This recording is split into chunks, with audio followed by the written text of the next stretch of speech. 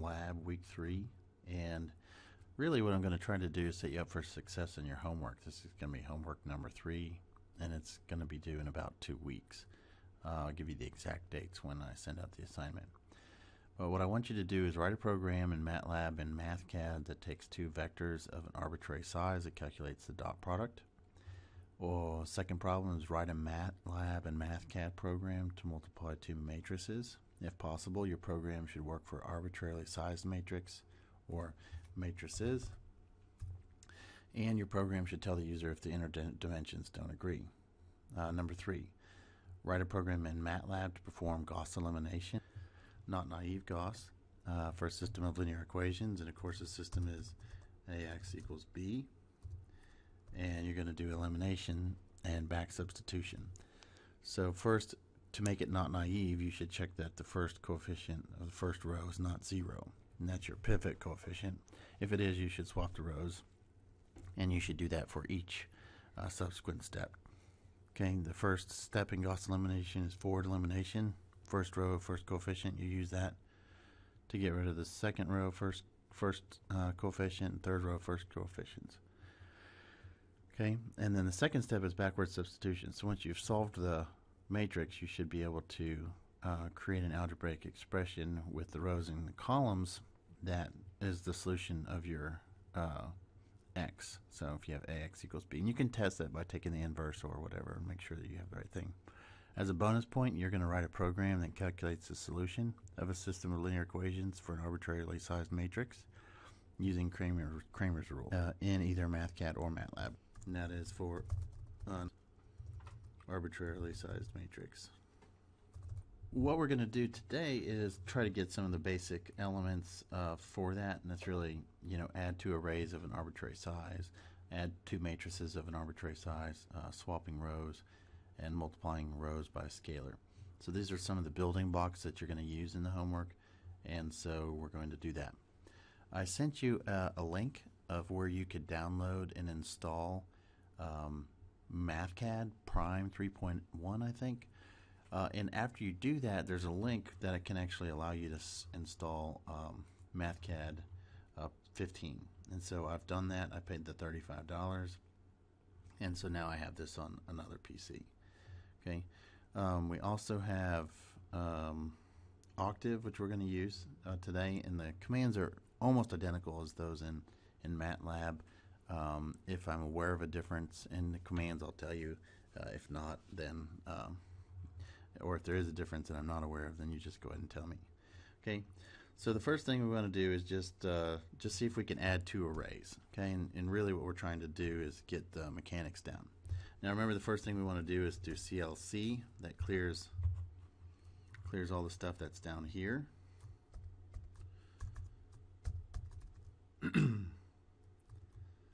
Alright, so we'll do CLC, and then in the second line we will do clear all, and that gets rid of all of our variables. Alright, and now I just want to define two arrays. So we'll call array 1A, and we'll call it 1, and really it's a vector, 2, 3. Okay, so we'll do 3, and then we'll call B is equal to -1, 5, 2. Okay. Now in your homework, the first problem is to write a program in MATLAB and MathCAD that takes two vectors of an arbitrary size, calculates the dot product. Okay. But here, instead of calculating the dot product, I'm going to calculate the sum of A plus B. Okay. So of course you could just do that. C is equal to A plus B. Okay. And then if we suppress this output here and here, so I'm going to run this. I'm going to save this where the rest of my files are. Okay, this will be lab 3. Okay, so I run it, add the directory to the path, and see we get the sum. So 1 minus 1 is 0, 2 plus 5 is 7, and 3 plus 2 is 5. Okay, it's no problem there. So this is how we would do it if we wanted to write a loop. So we could say for, and I really want you to follow along with me here during this lab. So we could say for I equal to 1, 2, and here we're going to use the command, we can use either the command size, and it gives us the number of rows times the number of columns, or we could do the length. Length is a good command when you're looking at the array. So the length A, so if we come down here, see we have our variable here, okay, and it's a 1 by 3. If we do come down here to your command window, you type length A, you get that it's 3. So if we go A1, we can get the first element, A2, we get the second element, A3, we get the third element, okay? So we can come down here and we can say for A equal 1 to the length of A, and for us to be able to add these together, we want them to have the same dimension. So I guess first thing we want to do is put some logic in here. So we'll say if the length of A, and we have to do equal equal, that's a way of doing a Boolean test. That's if you just do equal, you're trying to do an assignment. If you want to see if they're equal, you do an equal equal. Okay? So if the length of A is equal to the length of B, okay, then we can calculate that. And I like to indent inside of my if and my for statements. So here we'll say for I equals the length of A, and now we know that the length of A is equal to the length of B. Okay, so what we could have done, the length of A, we could have said, we could have created a new variable LA equals length of A, and we could say LB is equal to the length of B.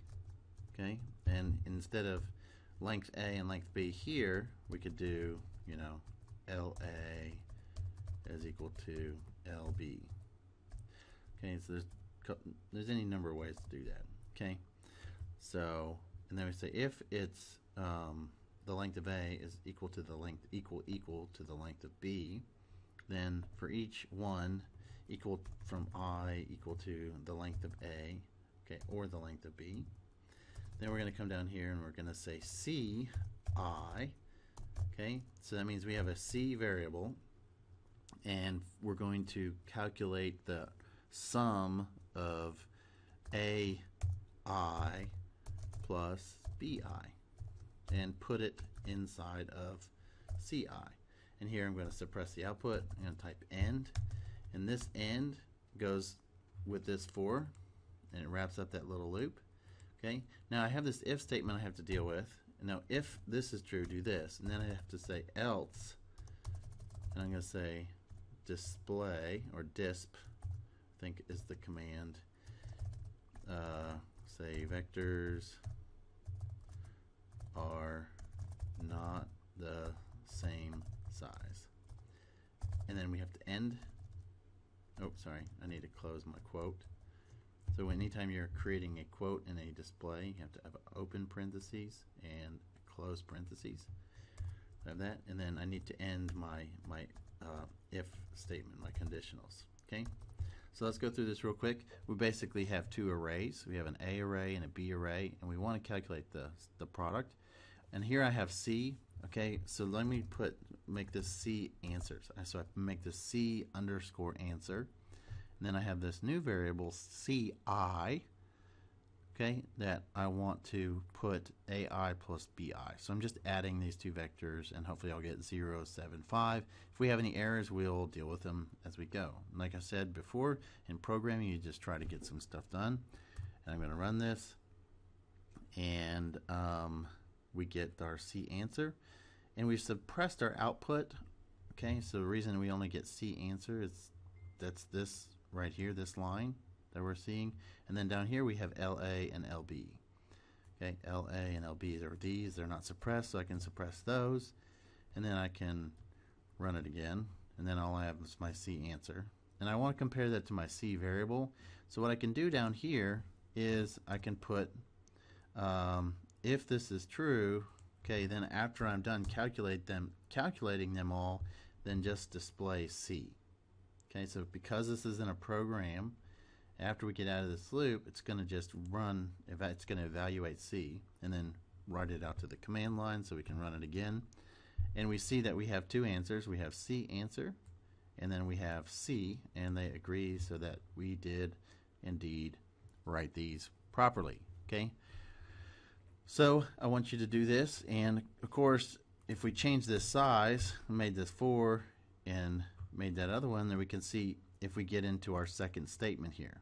Now this is a very simple example, but there's a lot of things here, so you got to make sure that you understand every piece. If you don't, ask Chow or myself and we will get you sorted out. Column 7.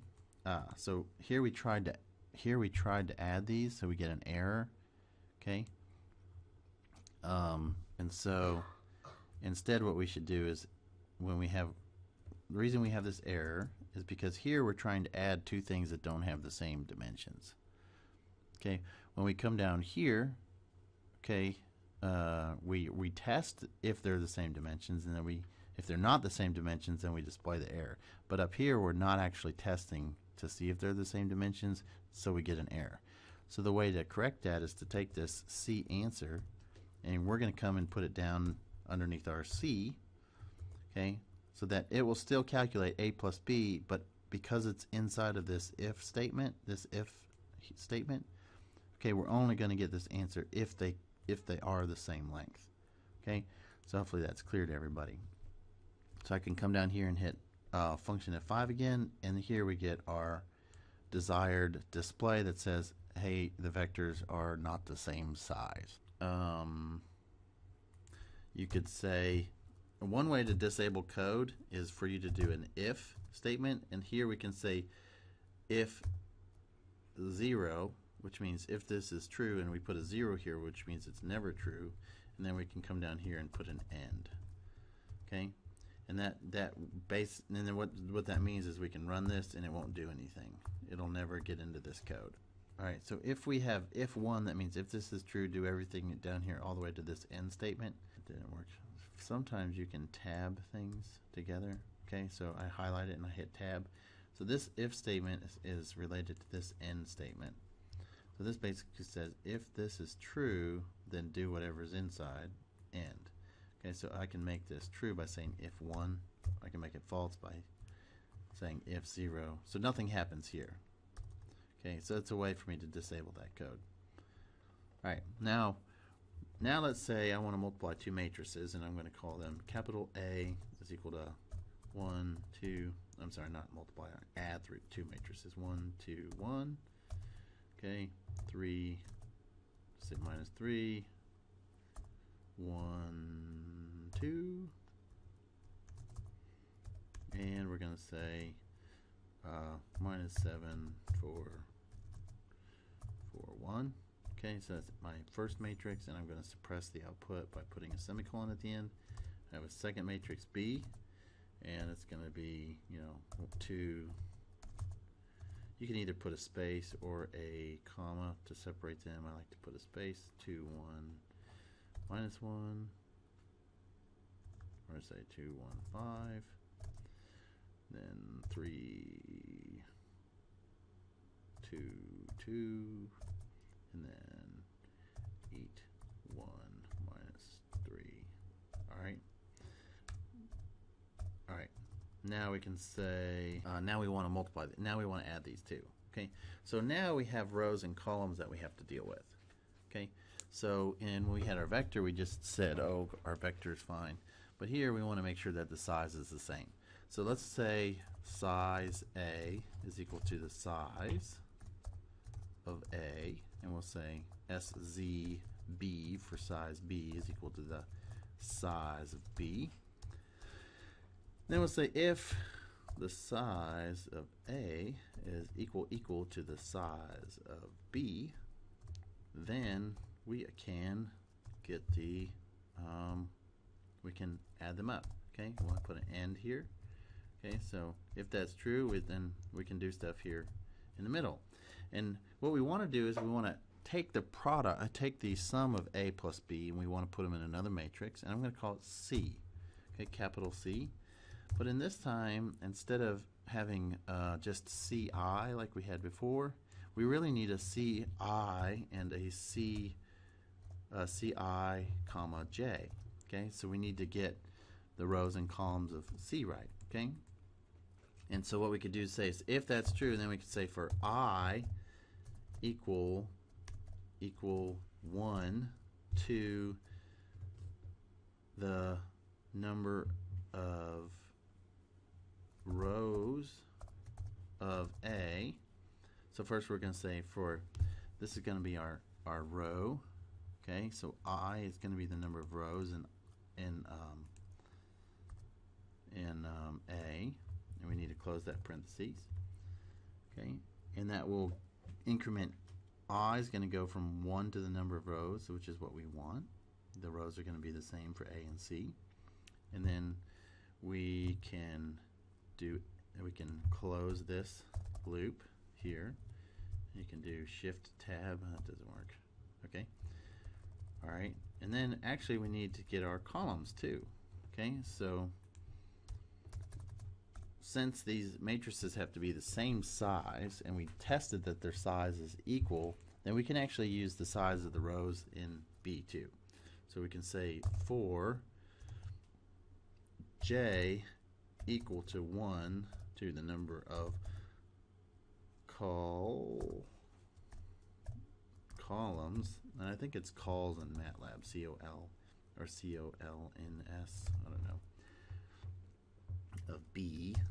Okay, so now I is going to go from 1 to the number of rows in B, and J is going to go from 1 to the number of columns of B. Okay, 1 to the number of rows in A, and then J is going to go from 1 to the number of columns in B. Now Cij, I is going to be our row variable, so it's going to go 1, 2, 3. It's going to add the A rows and B rows. Okay, and we're going to say this is equal to I, comma J plus B, I, comma J. So basically, if we have a 3 by 3 matrix, say 1, 2, 1, 5, 4, minus 1, 0, 8, 3, we'll call this A. We have B is equal to minus 1, 0, 7, 3, 6, 4, 1, 7. Lots of 7s in here, okay. 2, all right. Okay, we'll say Ci, comma J is equal to AI, comma J plus BI, comma J. And that's what we're doing. So C11 is going to be A11 plus B11. Okay, and that's exactly what we want, right? Okay, so C11 is going to be equal to A11 plus B11, which is 0. Okay, and then we're going to increment I. This is our I variable and our J variable. So when we increment them, it's going to go from like C11, okay, C12, C13, okay, etc., etc. And of course, we get our C matrix. It's going to look like this: C11, C12, C13, C21, C22, C23, okay, C31, C32, and then C33. Okay, so each one of these is just going to be the sum of these guys. Okay, so hopefully that's clear. C13 is going to be A13 plus B13, and that's all we're doing here. Okay, so if we go back over here, okay, we're trying to add this up, and again, what we can do is we have two ends. We need to close this up. So if you indent each one of your for loops, it's a little bit easier. So if this if is associated with that end, this for is associated with that end, and this for has no other end association. So I need to make an end here, and I'll bring them back so they're on the same line. Okay, and this is common practice in programming for you to indent your code like this. Now what I want to do is when this loop is done, before I get out of this if statement, I want to calculate my answer. So we'll say do C underscore answer, and we'll say that it's equal to A plus B, and make sure that both us and Octave actually calculate things the same way. Okay, here I'm going to take off the output suppression except for this right here, because I don't want it to do it every row. And then I will display C. Okay, we get to this line, display C, and then C answer. Now, I know that a lot of you guys are new to programming, and that this may seem a little bit overwhelming, and you may have to watch this video, you know, more than once. 5 and run that. We get our A matrix, we get our B matrix, we get the size of A is a 3 by 3, size of B, we hit forward to go forward is a 3 by 3, and then we get our result C. This is what we calculate here, and this C is equal to 336, and the answer when we use Octave's built-in addition function here is 336. So the first row is right, second row is right, third row is right, and we can be happy with ourselves. Now, if we make this a different size, you know, by adding another row or column to it, then we can't add these. Okay, and so we can say if this is true, and instead of having our end statement here, we can do an else, and here we can display our error. Display really.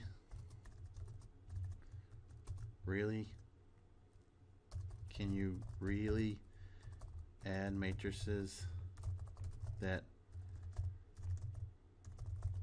aren't, can you really spell, that aren't the same size? Huh?